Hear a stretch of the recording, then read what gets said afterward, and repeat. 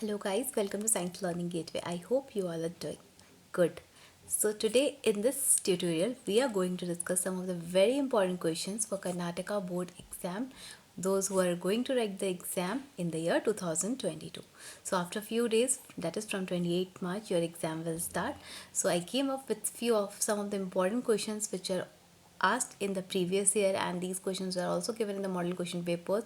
So please go through this question answers because these are important from your exam point of view. So without wasting our time, let's start our discussion from question number 1. The first question which is given over there is the SI unit of electric current is. So what is the SI unit of electric current? It is ampere. SI unit of electric current is ampere. Okay, the symbol of ampere is capital A. So remember the SI units of all the physical quantities which are given in the chapter electricity. For example, SI unit of power is watt, SI unit of potential difference is volt. Like that only SI unit of electric current is ampere. Next question. The substance that is oxidized in the following chemical reaction is. One reaction is given over there. In this, sodium is reacting with oxygen to form sodium oxide, Na2O. So we have to identify that which substance is getting oxidized. So in this you can see that oxygen is added to sodium, and after addition of sodium, oxygen, the formula, the product which we are getting is sodium oxide. Okay, Na2O. So in this reaction sodium is getting oxide because oxygen is added to sodium. So our answer is sodium over there. Next question.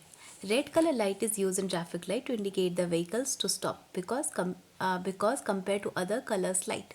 See, you all know that in traffic light, red color, yellow color and green color lights are there. Red color, when the red color light is there in the traffic light, it tell us that we should stop over there. So why red color light is used in the traffic lights? To stop the vehicles. Why? What is the reason that only red color light is used? Because red color light scatters less. Scattering is very less in red color light. So whenever this question will be asked, you have to remember that red color light scatters less. Identify the correct pair of analogous organs among the following. So analogous organs. What is the meaning of analogous organs? Analogous organs are those organs whose functions are same but their structures are different. For example, the wings of a bird and wings of a bat. Both of them, they will use their wings for flying, but the wings of bird looks completely different from the wings of bat, right? Next question. Fifth question. Observe the chemical Observe the chemical equation, identify the correct statement. You can see over there two reactions are given. In the first reaction, copper sulfate reacts with iron to give FeSO4 plus copper. And in the second reaction, AgNO3 reacts with copper to form copper nitrate, CuNO3 plus Ag. So we have to say that among these, copper is more reactive, iron is more reactive, or silver is more reactive. So you can see in the first reaction, iron is more reactive than copper because iron is taking the place of copper and it is forming FeSO4. But in the second reaction, what we can see that copper is more reactive than silver, and copper is taking the place of silver. It is displacing copper from its salt solution, right? So what we can say over there, copper is more reactive than silver but less reactive than iron. You can see over there in the second reaction that copper can displace silver, but copper is less reactive than iron. So this is the correct answer. So these types of questions can be asked in the exam, so practice these types of questions. Next, the characteristic of image of an object formed on retina by the lens of the eye is. Sorry, this question will not be asked in the exam because the chapter human eye and colorful world is not there in the syllabus. So by mistake, this question has been added over there. So this question will not be asked in the exam. Next question. The pH values of four solutions. Four solutions are given over there. P, Q, R and S. What is the pH value of solution P? 7.8. pH value of Q is 1.0. pH value of R is 13. And pH value of S is 1.4. The solution having the highest hydrogen concentration among them is. So if you look at the pH values, what we can say that if the solution is having pH value 7, we can say that type of solution is a neutral solution. But if the pH is less than 7, then we can say that those types of solutions are acidic solutions. So acidic means what we can understand, that hydrogen ions are more in acidic solution. So all the solutions which are having less than 7 pH value, they are acidic in nature, and if they are acidic in nature, H plus ions will be more. So over there you can see that the solution Q and S, these are the two solutions which are having pH less than 7, right? They are having pH less than 7, and among Q and S we can see that pH 1 is less as compared to 1.4. So solution number Q will have more hydrogen ion concentration. There is a relation over there between pH and hydrogen ion concentration. If pH will be less, hydrogen ion concentration will be more. So remember this thing, if less pH, hydrogen concentration will be more. So answer over there is Q solution. Now the next question number 8. So it is a numerical from the chapter light. So see, in question number 8, what is given over there? The object distance of a lens is minus 30 centimeter. Object distance means U. It is given as minus 30 centimeter. Next, and the image distance. Image distance means V. It is given as minus 10 centimeter. Find the magnification of the lens. With the help of this, decide whether the lens size of the image is smaller or bigger than the size of the object. So over there the question is asked for lens. So we use one formula for magnification of lens, that is M is equal to V by U. This is the formula to calculate the magnification of lens. So what is the value of V? Minus 10, and value of U is minus 30. Minus minus cancel, 0 will be cancelled. Our answer will be 1.1 by 3. If you divide 3 with 1, we will put 1 decimal. 3 3s are 9. Carry 1, again 1 0, again 3. That's the 9. So your answer will be 0.33. That is the magnification. 0.33 will be the magnification. And we also know that if magnification value is less than 0, the image is smaller than the object. So in this case, magnification is 0.33, means it is less than 0. So we can say that the image obtained is smaller than the object. Next question, what are fossils? So this is one line answer. Fossils are the preserved remains of living organisms from the remote past. Means when the living organisms will die, their body are preserved. Those preserved form of the living organisms are called fossils. Next, come to question number 10. In a bakery, baking powder was not added while preparing cake. Means one bakery is there. Suppose over there when they are preparing cake, they have forgot to add baking powder in that. So what will happen? The size of cake will not increase. The cake will not become fluffy and it will not become soft, right? So what is the reason for that? If baking powder is added while making cake, what happens when cake is baked? Means when the heating process goes on, then baking powder decomposes, it breaks down to give you carbon dioxide, CO2, which is responsible for making the cake soft, fluffy, and it also increases the size of the cake. But in this case they have not added baking powder, so what will happen? Carbon dioxide gas will not be released, so the size of the cake will be small, and it is also very hard in nature. Next, what is geotropism? The question is from life process. The upward and downward growth of shoot and root in response to the pull of earth or gravity is called geotropism. You know that roots are under the soil, so they will grow down the earth, and the upper part is called the shoot system, that will grow at the top part because of the upward pull of the earth. That is called geotropism. What is chemical combination reaction? Combination means when two reactants will combine, they give us a single product AB. So that is called a combination reaction. A reaction in which two or more reactants combine to form a single product is called a combination reaction. Next one. What is the resistance of a conductor? Mention the factors on which resistance of a conductor depends. So in this two questions are asked. The first part is what is resistance of a conductor? We have to define resistance. So resistance is defined as a ratio of potential difference V across the conductor to the current flowing through the conductor. V by I. Resistance R is equal to what? It is equal to the potential difference divided by the current flowing through the conductor, and this resistance depends on four factors. First of all, it will depend on the length of the wire. Second, it will depend on the area of cross section. Then it will also depend on the nature of the material used, and next on the temperature of the conductor. So this question is very important because many times this question was asked in the exam. So what is resistance? Resistance is the ratio of potential difference to the current flowing through it, and resistance depends on four factors: on the length of the wire, area of cross section, nature of the material, and temperature of the conductor. Now, the next question, what is placenta? Write two functions of placenta. So this question was also asked many times in the exams, and in the year 2019 also this question was asked. So what is placenta? Placenta is a special tissue that develops in the uterus during pregnancy. Means it is a tissue which connects the embryo or the baby to the uterus. Okay, and what is the function of this placenta? It provides oxygen and nutrient to the growing baby, and also remove the waste materials or the waste product from the baby's blood. These are the two functions of placenta. First of all, it will provide oxygen and nutrient to the growing baby, and also it will remove the waste product from the blood of the baby. Now let's come to question number 15. Write four properties of ionic compound. Four properties of ionic compound. The first property of ionic compounds are solid.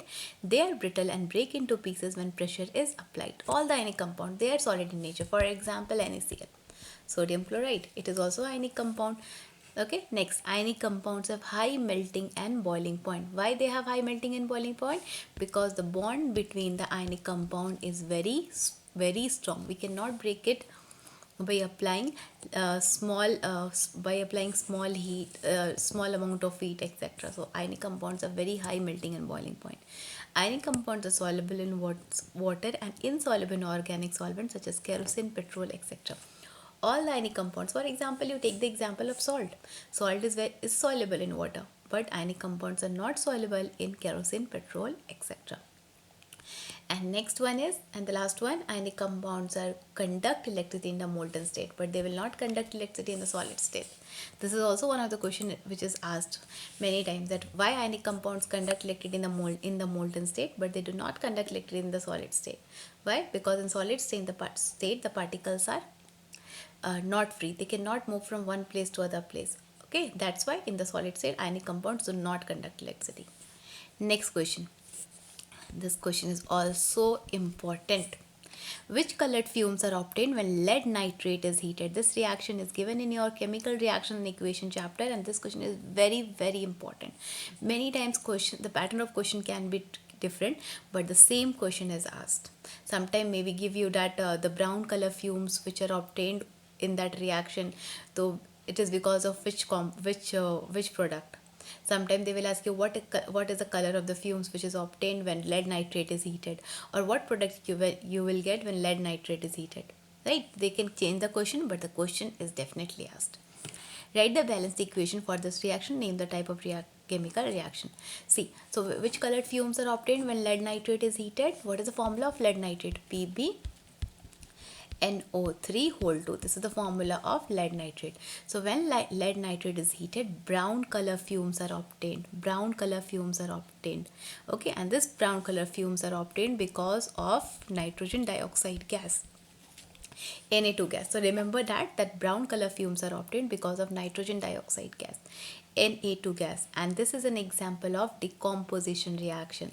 You can see the reaction over there. When lead nitrate is heated, we get lead oxide, PbO, NO2, nitrogen oxide, and oxygen gas, and the brown color fumes is because of this nitrogen oxide gas. This nitrogen oxide gas gives us brown colored fumes. Now come to question number 17. What are saturated and unsaturated hydrocarbons? This question was given in the model paper of the year 2022. So what are saturated hydrocarbons? Saturated hydrocarbons are those hydrocarbons in which only single bonds are present. Example, methane. And what are unsaturated hydrocarbons? Unsaturated hydrocarbons are those hydrocarbons in which double bond or triple bonds are present. For example, ethene, ethyne, Okay, now write the structure of the simplest hydrocarbon. The simplest hydrocarbon is our methane. So the structure is like this. One carbon atom linked to 4 hydrogen atom. So that is the structure of methane. Now the next question states the laws of refraction. What is the meaning of refractive index of ground glass is 1.52. So in this two parts are there. First of all, we have to write the statement for laws of refraction.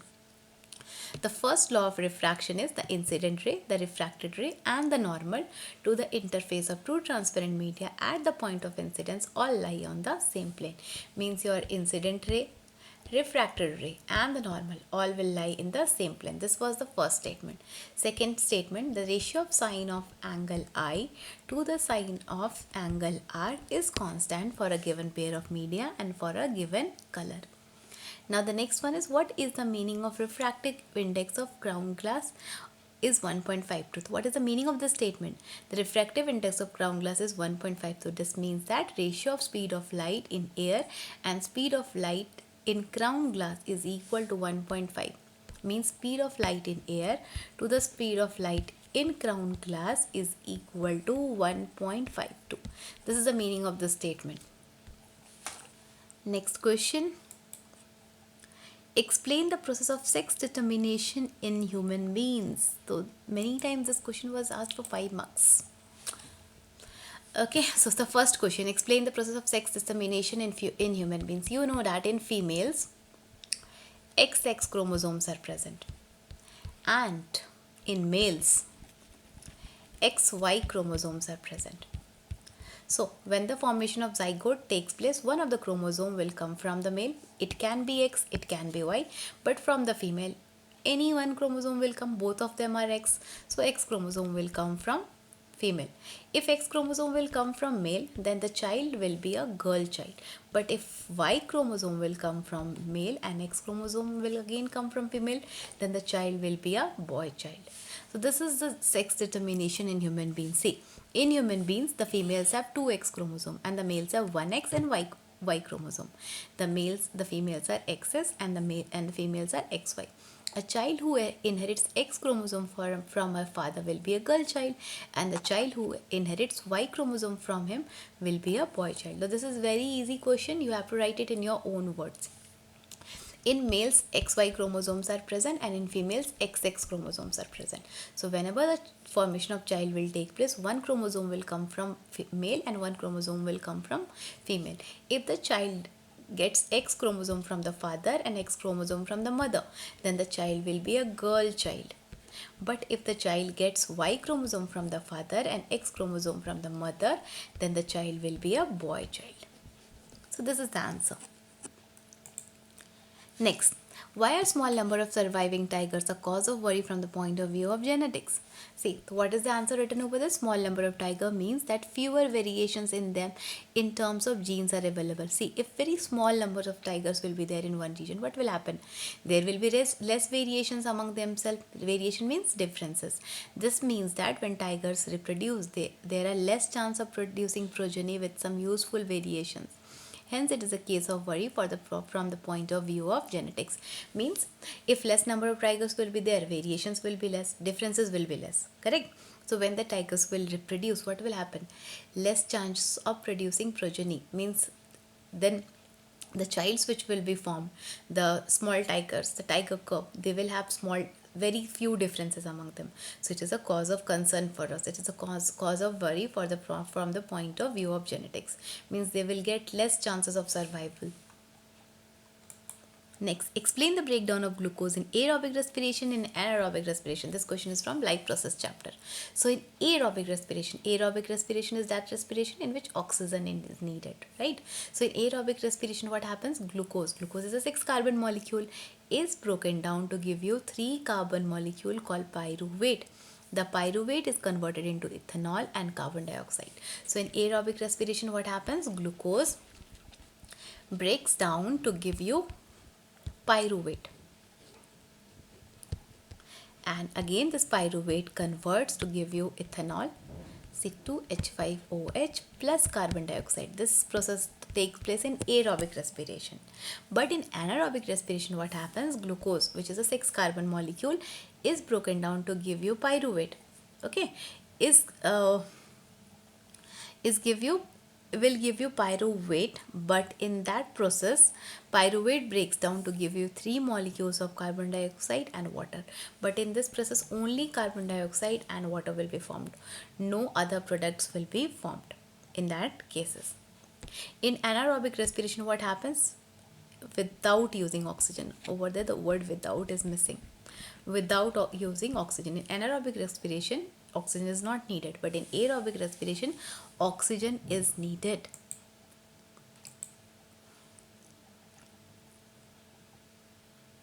Now come to question number 21 and 22. These are the two last questions from this tutorial.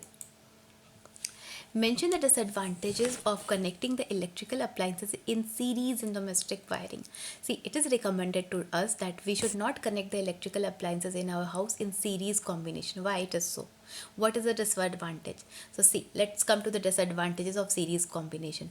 In a series circuit, the same amount of current passes throughout the electric circuit. Yes, it is true that when we connect the electrical appliances in series combination, the same amount of current will flow through all the appliances, but the different appliances need different amount of current. For example, your AC will need more current as compared to a bulb. As compared to a bulb, AC will need more current, right? So it is practically not possible for us to combine all the electrical appliances in series combination, because the requirement of current for different appliances is different. See, this is impractical to connect an electrical bulb and an electrical heater in series. We cannot connect a bulb and a heater in series because they need current of widely different values to operate properly. Another major disadvantage of series circuit is that when one component fails, the circuit is broken and none of the component works. So for example, if this component will fail, means this will not work, then what will happen? All the components which are connected, they all will fail, because current will not flow through any of the appliances or any of the wire at that time. So these are the two major disadvantages of series combination. Explain the preparation of plaster of Paris with the help of balanced chemical equation. So what is the formula for plaster of Paris? CaSO4 dot half H2O. This is the formula for plaster of Paris. How we can get plaster of Paris? We can get plaster of Paris by heating gypsum to 373 Kelvin. This is the required temperature. We have to always heat gypsum at 373 Kelvin to get plaster of Paris. After heating gypsum, it loses water molecules and becomes calcium sulfate hemihydrate, and in powder form. That is our plaster of Paris. So this is our gypsum, CaSO4 dot twice H2O. It is a gypsum. We have to heat it at the temperature of 373 Kelvin, and after heating, this gypsum will lose water molecules. One and a half water molecule also you can write over there, and half of the water molecules will be attached to plaster of Paris, which is in the powdered form. And this plaster of Paris has many uses. It is used in dentistry. It is used in to fix the bones at correct position, to make statues, to make floors, different types of articles for decorative purposes, etc. So these were some of the important questions which I have discussed in this tutorial. I hope it will be helpful for you. Please do comment in the comment box if this is helpful for you. And if you like this tutorial, then please click on the like button and share it with your friends also, so that they will also get benefit from these questions. So thank you for watching. If you are new to my channel, then please subscribe to it, and thanks for watching.